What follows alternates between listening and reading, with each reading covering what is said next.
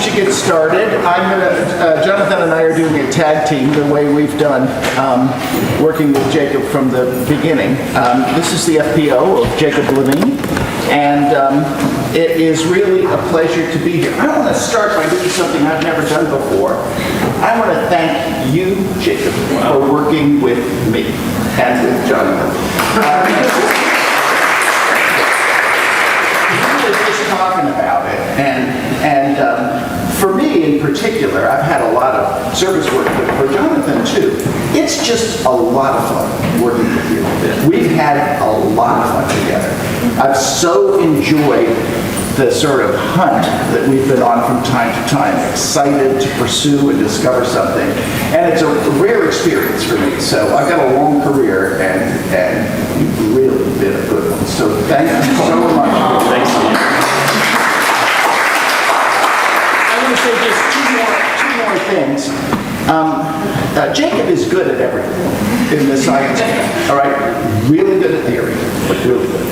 He's really good at experiments, and he's really good at data analysis, okay? And that's also rare. And so he's got a stellar career in front of him. I'm going to say just one more thing, and it's about the math. He's going to make it easy for you. But understand that this is an unusual piece of work. There's a classic science fiction movie, I'm sure you've almost all of you have seen, The Matrix, right? And in the end, the protagonist, Neo, all of a sudden sees what he thinks is the world, and he sees the computer code instead behind it that's generating it all. And when you look at Jacob's analytical mathematics, it's like that in reverse, okay?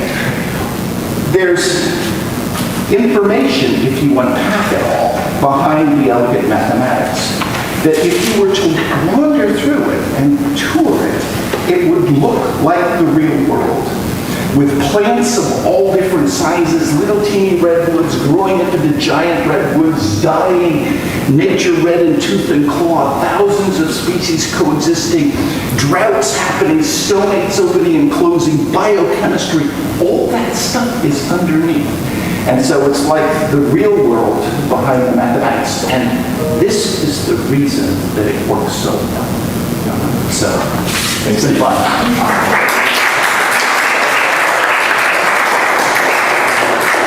All right, Jacob, I want to also thank you. I don't have a choice after this.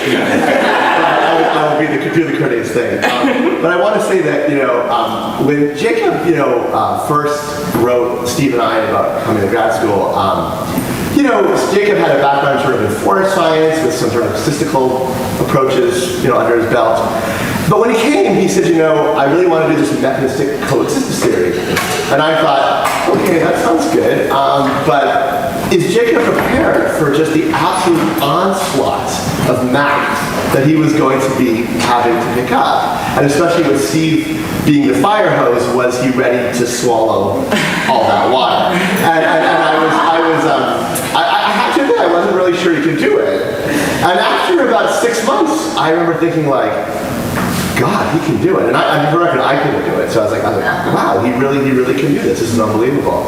And I would say that, so much of Jacob's PhD has been in many ways, Jacob absorbing this fire hose of information and then teaching it to me. and I, as a consequence, have also gotten a PhD over the last 5 years.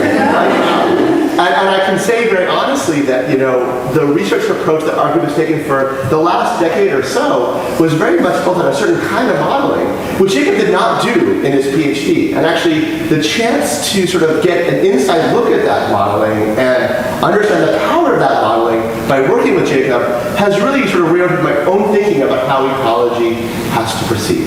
So that's a huge compliment I can give to any PhD student. But the main thing I want to say is I've learned an absolute ton. I've had a great time, and I've been absolutely impressed. And I'm so excited to actually have Jacob share with all of you what we know is already really exciting science.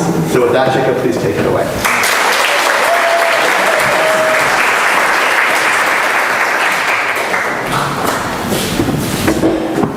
Gotta make sure I'm mic'd up. Can you hear me? Great. Well, that's going to be hard to live up to, I think. That's very nice. And you know, I don't normally get nervous for talks, but I've been pretty nervous for this one, and I don't know why. I don't think it's because I think I'm going to do a bad job, but it's just that I'm really excited to share all of this, and I really hope it comes across how proud I am of this work, and also how much fun it has been to do this work. And so with that, today I'm going to be talking about this idea of competition for time and how it helps us understand the maintenance of biodiversity in water-limited plant communities. So in nature, plant communities frequently exhibit remarkable diversity, not just in terms of the number of species that they contain, but also in the form and function of those species. And ecologists have long sought to understand how this diversity is maintained despite differences in species' ability to compete for a small number of limited resources. And this pursuit has never been more critical. As climate change has accelerated, so too have scientists' concerns over the potential loss of biodiversity. But to understand how climate will affect biodiversity, we must first understand how that diversity is maintained in the first place. Now, as I mentioned, ecologists have for a long time investigated how competing species coexist. And likewise, studies of the direct impact of climate on species' ability to persist in an environment are quite common. But we're increasingly interested in studying these two questions in tandem, asking how climate modifies the interactions between species and the mechanisms that allow competing species to coexist. And this is a challenging problem. And in general, we have two options for approaching it. Initial attempts have primarily focused on tying coexistence to species' functional traits, like rooting depth, leaf mass, and height. And these are things that are thought to play a critical role in both maintaining coexistence and governing plant response to climate. But these efforts have largely been fraught for reasons that I'm going to discuss a bit later. And the other option, and the one that I'm going to take today, and which Steve and Jonathan both mentioned, is to develop what are called mechanistic models, which are essentially mathematical descriptions of the competition process, which lean very heavily on plant physiology in order to make connections between coexistence, climate, and the environment. So how will climate change affect coexistence? Well, as I mentioned, it can be difficult to assess. For example, it's not exactly clear how increasing temperatures will affect competition for resources like light and water. But climate change involves much more than just increasing temperatures. And in some cases, it will actually have direct impacts on the resources that plants compete for. It's hard to imagine, for example, that the effects of changing precipitation patterns on biodiversity will not be mediated through competition and coexistence, given species compete directly for water. And that is exactly what I'm going to talk about today. And so here I'm showing the projected change in mean annual rainfall across the Earth. And you can think of this as a histogram of the expected changes across the Earth's surface. So this is a spatial distribution. And what we see is that while many regions are expected to have less rain over the next century, even more are actually predicted to experience increases in precipitation. But you will also notice that these effects are expected to be highly variable across space. And I should also note that climate models disagree on both the magnitude and direction of changes in mean annual rainfall, making these predictions highly uncertain. By contrast, predictions regarding the frequency and intensity of individual storms are very consistent across both models and across the Earth's surface. We expect the frequency of storms to decline and the intensity of storms to increase in a majority of regions. And we've all experienced this shift firsthand. There's a lot of people here from California where these effects are especially pronounced. And I'm sure that you've noticed during your lifetime, and also in New Jersey, that the patterns of precipitation have become much more extreme, with wet periods being much drier, and wet periods being much wetter, and dry periods being much drier. And there's a lot of concern about these changes with regards to biodiversity. When there are fewer storms, the period of time between those storms is expanded, and many scientists worry that this increase in drought will have a negative effect on biodiversity by harming species that lack specific adaptations to dealing with water stress. And we're concerned about this not only because there is intrinsic value in conserving species, but also because biodiversity in plant ecosystems tends to stabilize the carbon dynamics, and is thus an important buffer on the future effects of climate warming. And so today I'm going to talk about my efforts over the last 5 years to understand how plants coexist when competing for water, and what this means for the future of biodiversity as the climate warms.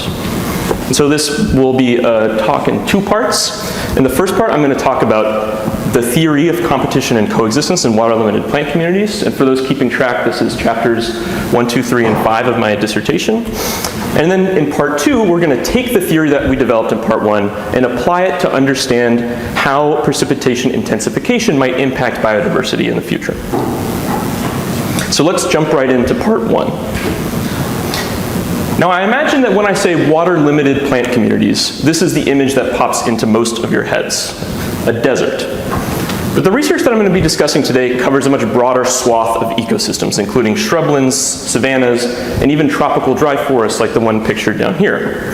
And though these systems look very different, what they all have in common is that the plants experience periodic water stress and compete for limited pools of soil water. And so how do plants experience competition for water or for other resources? Well, here is the classic expectation. When competing, organisms consume a shared resource, and by generating scarcity in that resource, harm both themselves and their competitors by reducing each other's growth rates. And this standard conceptualization of competition, which I refer to as the growth-mediated competition, is central to community ecology.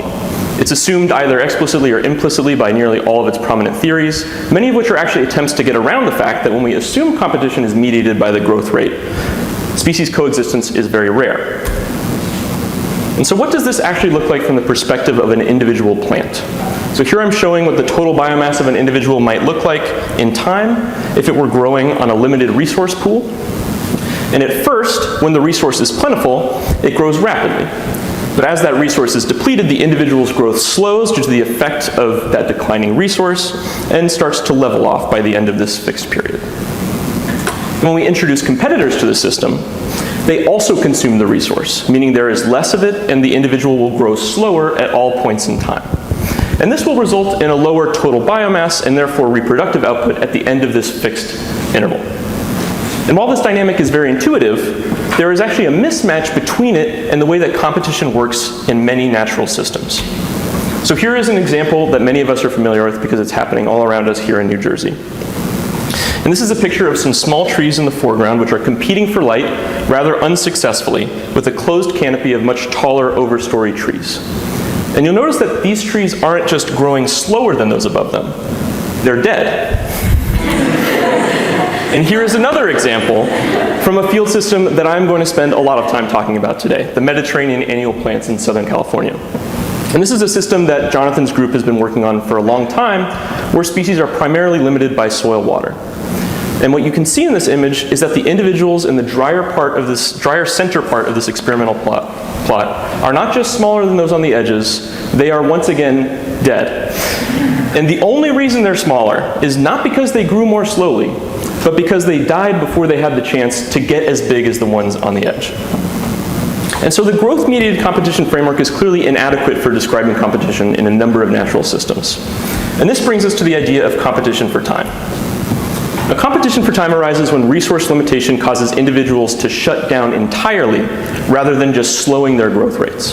For example, a shade-intolerant tree species like the one I showed on the previous slide might grow all out when it's in sunlight, but quickly perish when it's overtopped by a taller competitor. And as a result, its growth trajectory through time might look something like this, where it's growing unbothered by resource limitation until the resource is depleted to some critical level, at which point its growth abruptly ceases. And so what happens when we introduce competitors to this system? Well, instead of reducing the growth rate of the individual, they reduce the amount of time that that individual grows for.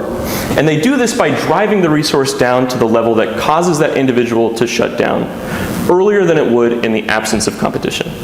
For example, in the case of the shade-intolerant tree that I've been talking about, if there is a higher density of taller competitors, they will overtop that individual sooner, causing it to cease growth earlier, and this will lead to a reduced total biomass and reproduction. So competition for time occurs when individuals reduce the amount of time that their competitors grow for, rather than their competitors' growth rates.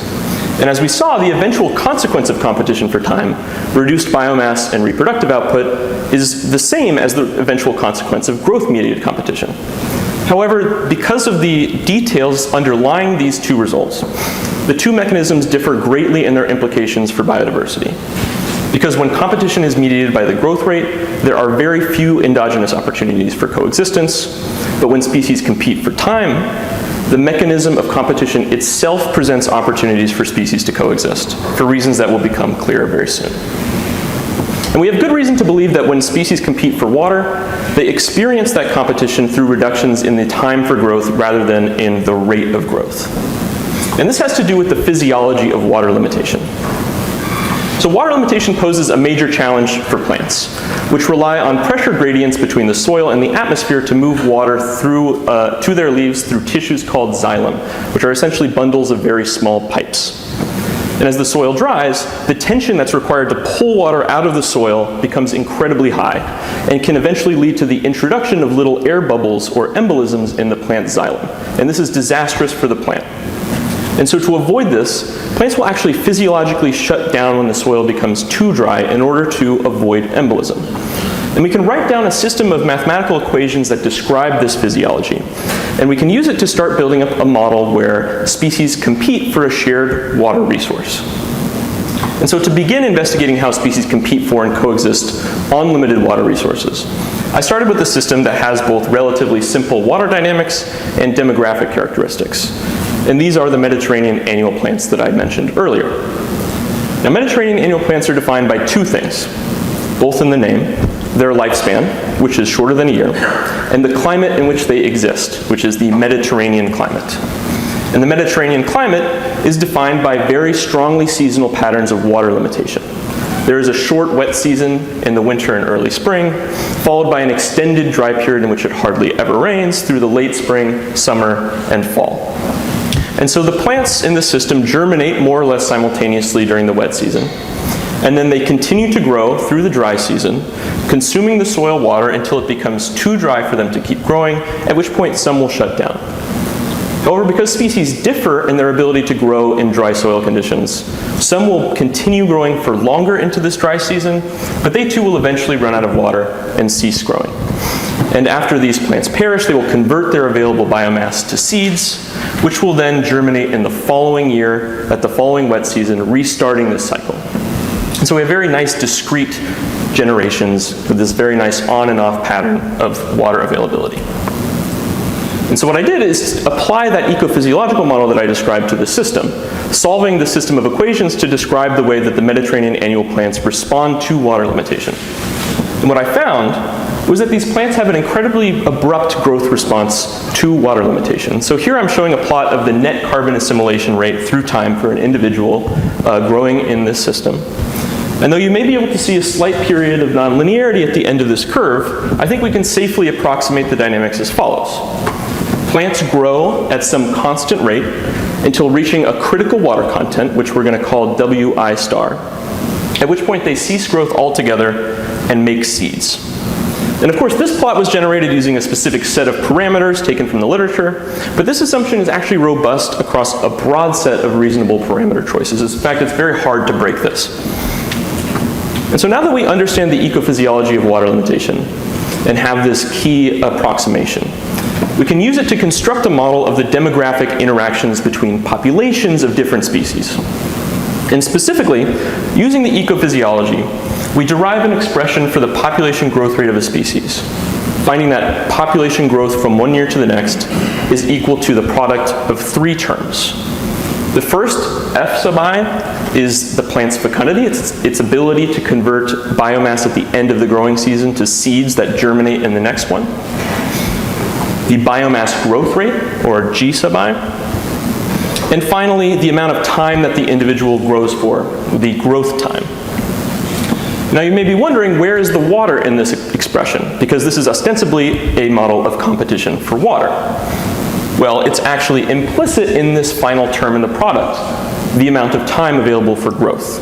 And this is because competitors, by transpiring soil water, cause individuals to reach their critical water content sooner than they would in the absence of competition, thus shortening their season lengths, causing them to shut down earlier. And so it's more appropriate to write this time term as a function of the vector of densities of all the other species in the system. And this, of course, is the dynamic that we call competition for time. And in the competition for time framework, there's this very critical quantity called the break-even time, which we call tau I star.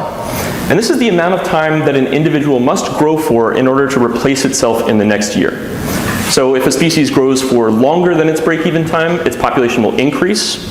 If it grows for less than its break-even time, its population will decrease in the next time step. And if it grows for exactly its break-even time, its population will remain constant, and it will be at population dynamic equilibrium.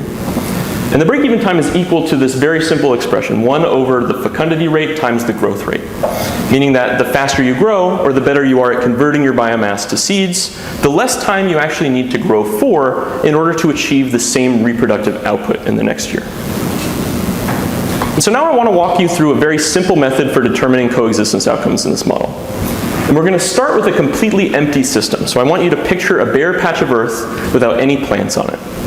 And this plot down here is going to describe the dynamics of soil water through a single dry season. And so at the start of the dry season, soil water is refilled to an initial value we call W0, and you can think of this as the field capacity of the soil. And for simplicity here, we're going to ignore evaporation, which does not qualitatively affect the results. And if you'd like to learn more about that, you can ask me after the talk. And so because there's no evaporation and no plants to consume the soil water, it will remain at this W0 value through the whole dry season. And now we're going to introduce a species called species 2 to this empty field. And this species is defined by its critical water content, which is W2 star, and its break-even time, which is tau 2 star. And we mark these characteristics with a point on the plot. And to see whether this species will be able to increase from low density after we introduce it to this empty system and reach a positive equilibrium density, we need to see whether it can grow for at least as long as its break-even time, because remember, this is what defines positive population growth. And because it's at low density, it has a negligible impact on soil water content. One plant in a big empty field is not going to really change the dynamics of soil water through time. And so to determine whether the species will grow for longer than its break-even time, we simply ask whether soil water content is above the species' critical water content, W2 star, at its break-even time, because this means it will not have shut down yet. There's still enough water for it to be growing, meaning its population will increase. And this is indeed the case here, because the gray line describing soil water is above the point describing the species' critical water content.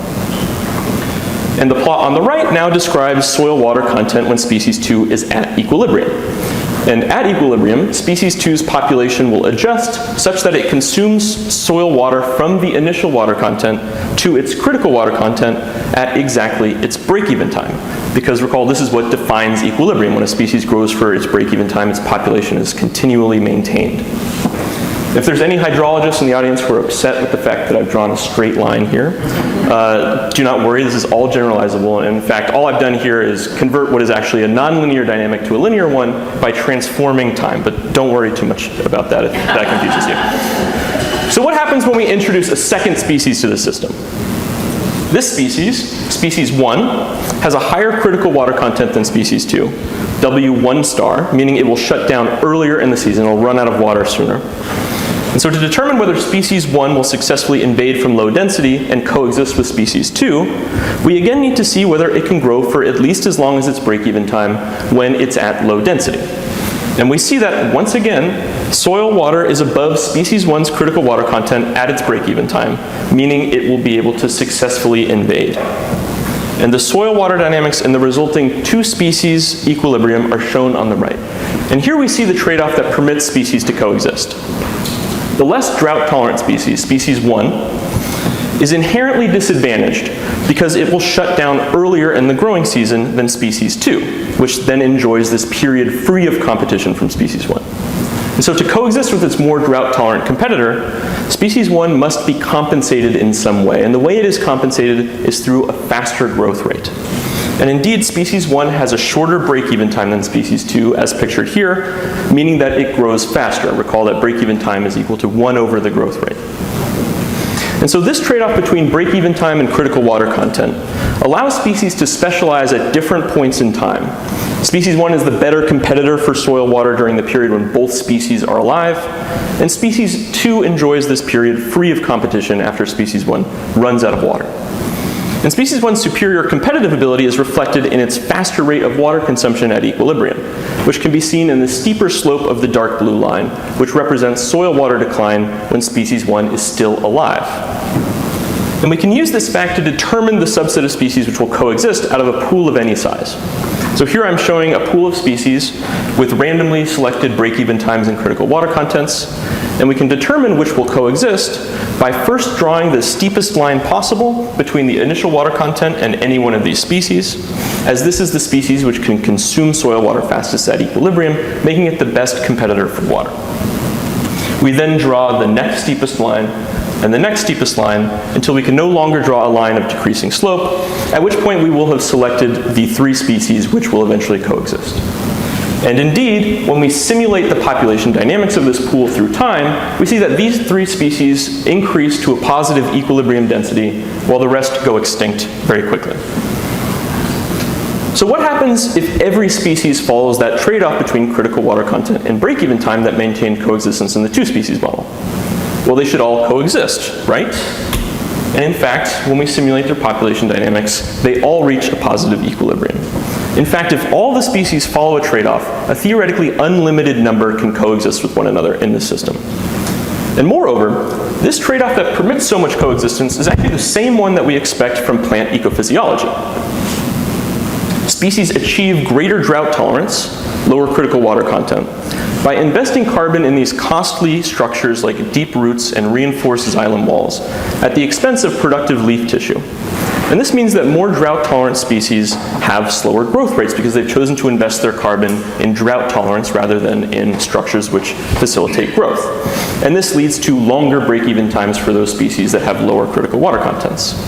And this is really significant because it means that when species compete for time in this way, we should actually expect them to coexist, making competition for time a plausible explanation for the diversity that we observe in Mediterranean annual plant communities. Now I want you to think back to the beginning of my talk, where I mentioned that ecologists' attempts to tie coexistence to species functional traits and use this to understand how climate will impact biodiversity have been largely unsuccessful. Well, the theory that I presented today actually allows us to explore why it's so difficult to connect functional traits to coexistence directly, potentially explaining these past failures. And so I want to take a second to do exactly that. In fact, because this model has such a strong basis in ecophysiology, we can actually write down mathematical relationships between key plant functional traits and the 2 quantities which are key to determining coexistence outcomes in the model, the break-even time and critical water content. And so for this exercise, I've chosen just 3, seed size, allocation to root, and xylem wall thickness. And so what we have here is a very simplified version of nature, in which, in nature, many functional traits will actually combine to determine these key metrics. And coexistence will be governed by competition for multiple resources and multiple mechanisms. So if we can't predict coexistence from functional traits in this extremely simplified version of the world, we definitely shouldn't expect to be able to do it in the real one. And now because we can calculate the key quantities for coexistence, that break-even time and critical water content directly from those traits, we can actually use our model to determine which species out of an initial pool will coexist by first going to those traits and then using the method that I just told you. But if we were in the field, we would have no knowledge of those traits, right? And so let's see if we can determine the coexistence patterns from the functional traits alone.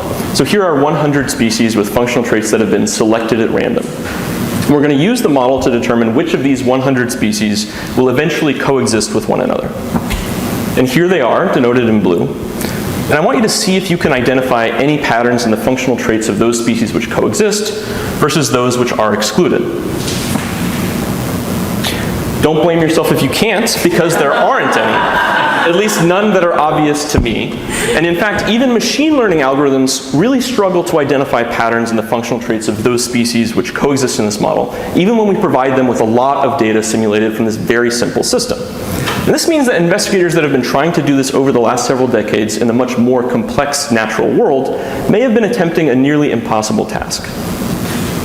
And of course, when we remap these 100 species in terms of their critical water content and break-even time, the patterns that allow coexistence become immediately clear for the reasons that we've already discussed.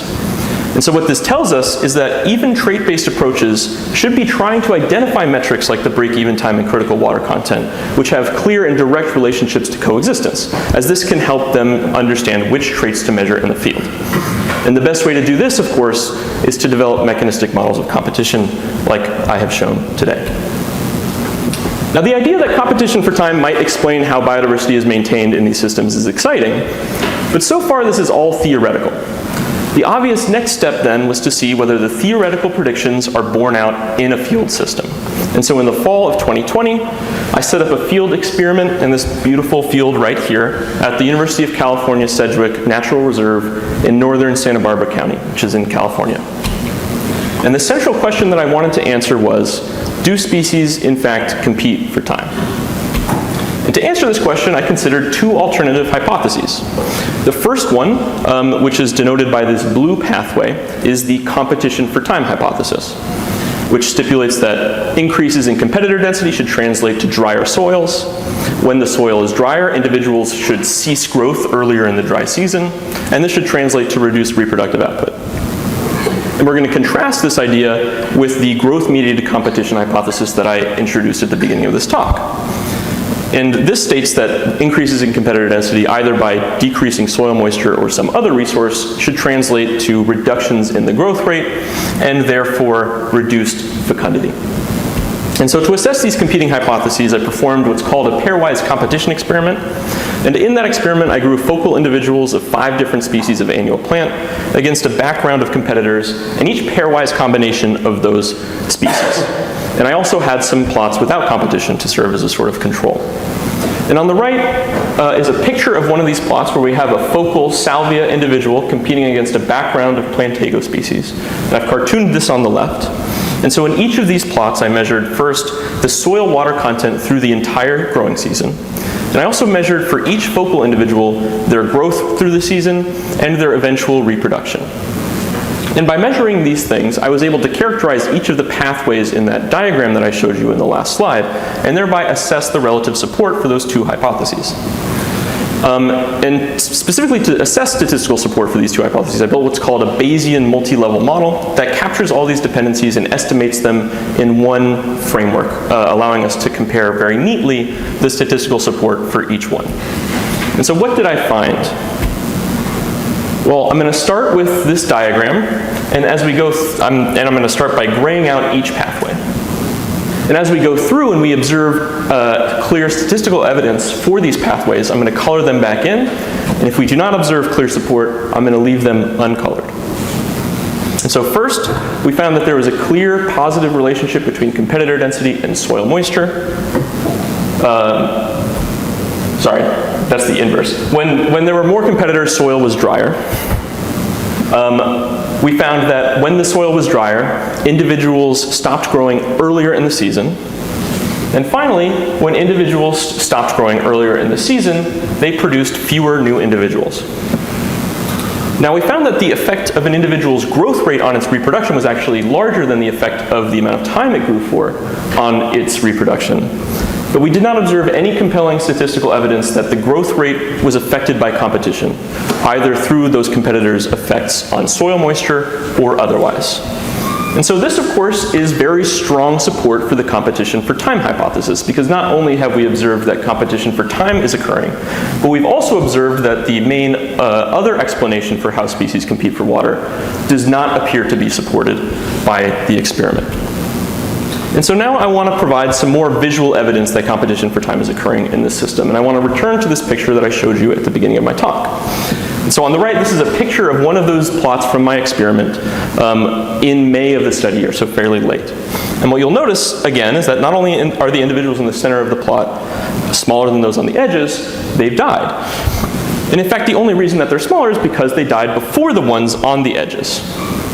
Indeed, in the experimental plots, individuals first began dying in the center, and then this sort of halo of death expanded out until it finally enveloped the entire plot. And the reason for this pattern is made clear by the plot on the left, which describes the spatial dynamics of soil water availability in one of these plots. And what you'll see is that the center of the plot tends to be drier than the edges. And this red line gives you the estimated dynamics for this plot in particular. And so you can see that this alignment between spatial availability of soil water and the timing of senescence or death is exactly what we would predict from the competition for time theory. So do species compete for time? Yes. Does this facilitate coexistence? Well, it's a bit tricky to answer this, but to assess whether it supports coexistence, I asked whether the species in the experiment followed a trade-off between break-even time and critical water content, like the one which maintains coexistence in theory. Now, we only have 5 species in the experiment, so it's difficult to rigorously evaluate this question from a statistical standpoint. But it does appear at least plausible that they follow a trade-off between drought tolerance and break-even time, like the one which maintains coexistence in theory. So hopefully so far I've convinced you that competition for time operates in nature and is an important theory for understanding coexistence. But it's in this one system with some pretty special characteristics, specifically ones that make it very simple to study coexistence in them. And so I wouldn't blame you if you were skeptical that this is somehow building to a broad understanding of how plant biodiversity will respond to climate change. Because to get there, we need to understand how biodiversity is maintained not just in Mediterranean annual plant systems, but also in systems with perennial plants like shrubs and trees, which of course comprise a much larger proportion of the Earth's vegetation. But doing so poses a major challenge, because to generalize the theory to account for perennials, we must first account for the presence of overlapping generations with age and size structure. This is because perennial plants are longer lived, and so there are many different generations existing at the same time, which vary in size by many orders of magnitude. We also need to account for competition for light, because although Mediterranean annual plants might occasionally compete for light competition is often a dominant force structuring perennial plant communities. And anybody who's walked in a forest will know this. And finally, we need to account for more complex precipitation patterns that occur outside of Mediterranean climates. And so given these complications, why should we expect to be able to develop an analytically tractable model of these systems, let alone apply the same theory that we developed for these special Mediterranean annual plants to the wider set of perennials that we care about? Well, let's go through what a model of these more complex perennial systems would look like. So in the annual plant model, individuals are either alive, accumulating carbon and transpiring soil water, or they are seeds, which are invulnerable to competition, more or less. They do not care how dry the soil is. Perennial plants, however, are long-lived, and so they don't just die every time the soil becomes too dry to keep growing and convert their biomass to seeds. Instead, when the risk of embolism becomes unacceptable, they physiologically shut down and cease photosynthesis. However, because they are still alive during these periods of inactivity, they continue to respire and thus lose some of the carbon that they gained during the previous period of activity. As a result, the dynamics of this model look a bit different from the model of Mediterranean annuals.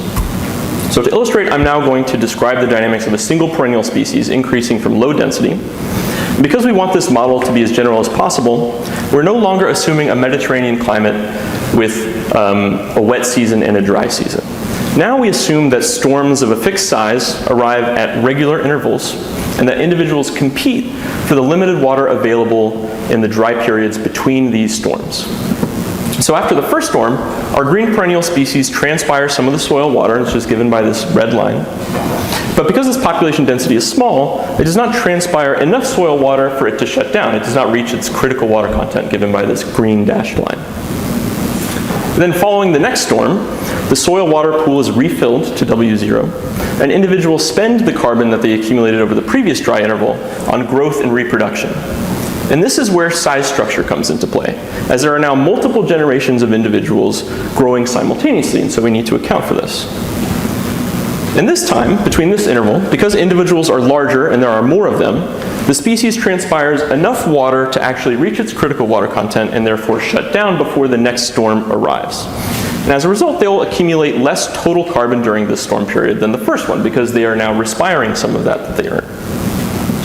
Still, they gain enough to increase in both size and population, and after the next storm, they consume soil water even faster, reaching their critical water content and shutting down earlier in the period between storms.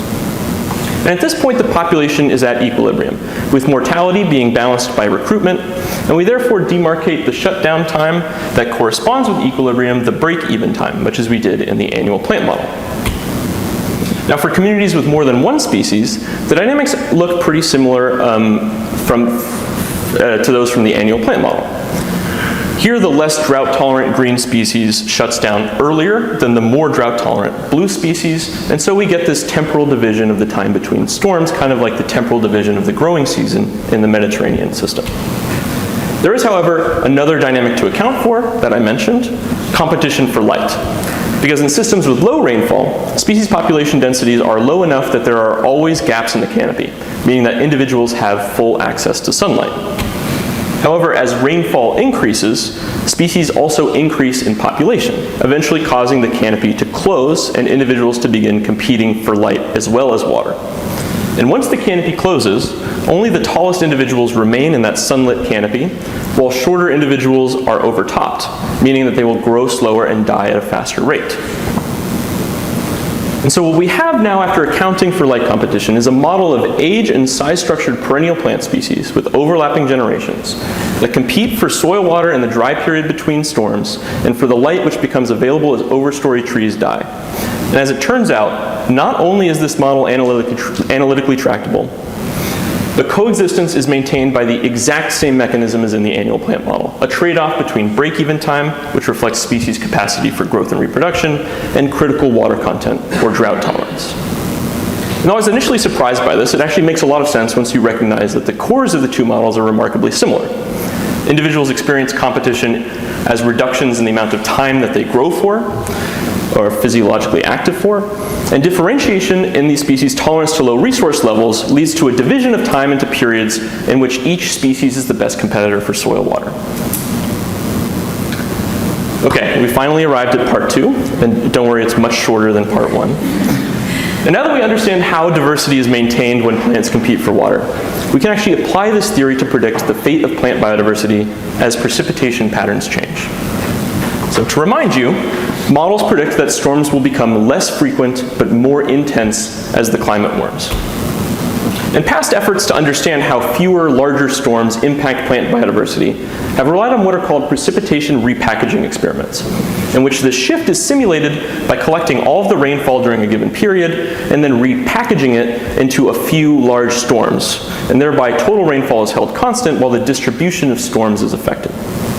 And these studies have found that repackaging precipitation into a few large rain events tends not to harm biodiversity as feared, but actually to benefit it. And while encouraging, this finding is really counterintuitive given the risks that prolonged droughts pose to species without specific adaptations to dealing with water stress.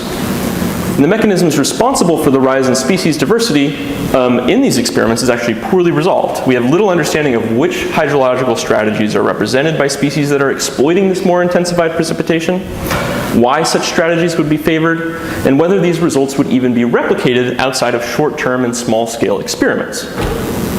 And so to begin answering these questions, I analyzed biogeographic patterns in the hydraulic traits of species using this global data set depicted here. And each point represents a site where data were collected, and the darkness of the point corresponds to that location's mean annual precipitation. And with this analysis, I hope to answer 2 questions. The first is, are the findings from precipitation repackaging experiments reflected in global biogeographic patterns?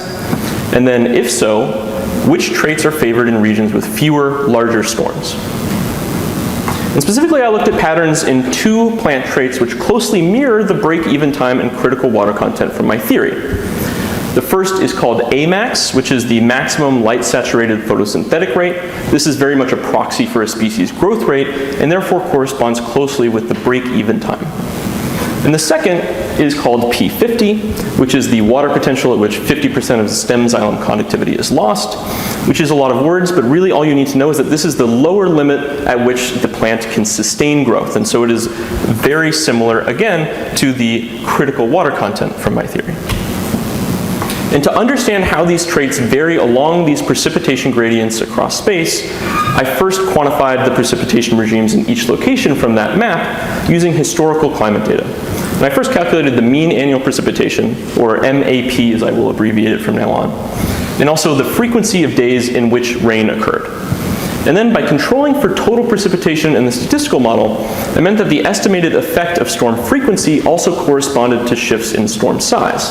If you hold the amount of water constant, but change the number of storms that water is delivered in, each storm will also be larger if you decrease the frequency. And so in this plot, we have storm frequency on the x-axis, and as you go from right to left, precipitation shifts from many small storms to a few large ones, meaning that going from right to left mimics our predictions for the future. And on the y-axis, we have P50, where more negative values are going to indicate species that are more drought tolerant. And so this corresponds, again, this is the same orientation you're used to seeing with critical water content. So first, I'm just showing data for regions with intermediate annual rainfall. And the points here represent the raw data, while the lines represent the estimated 5th and 95th percentiles in P50. And so the first thing we see is that the diversity of P50 values increases in regions with fewer larger storms, echoing the findings from precipitation repackaging experiments.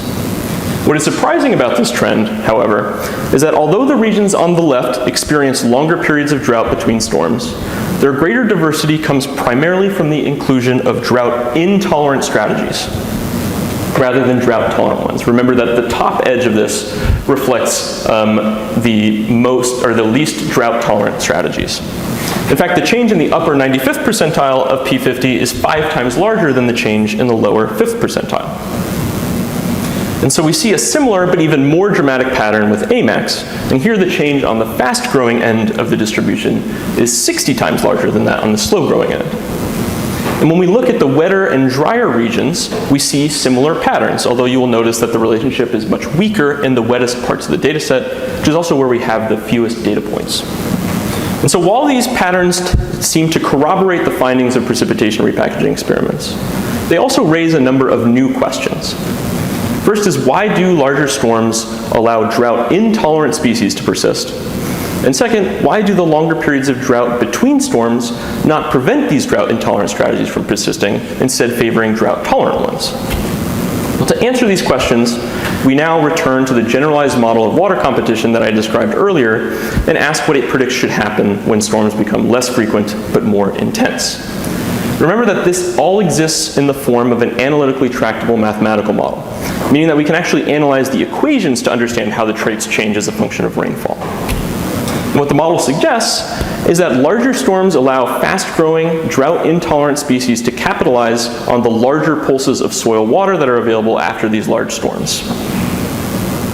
To understand how this works, we can return to our handy graphical method, which works much the same for perennials as it does for annuals.